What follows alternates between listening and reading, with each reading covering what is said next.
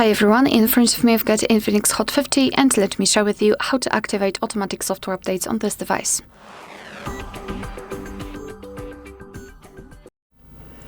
So let's start with opening the settings and tap on My Phone.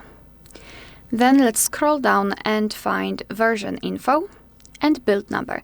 Now keep tapping on it until you'll see the information that you're in the developer mode. If you've got any kind of screen lock, simply enter to confirm the whole step. Then let's go back to the general list of the settings and scroll all the way down to find system. Then scroll down again to find developer options. And here scroll down just a little bit to find the option automatic system updates. And as you can see in my case, this option is turned on. However, if you've got it turned off, simply tap on the switcher to activate this option. And from now on, since this option is active, your device is allowed to apply the updates whenever it will be restarted.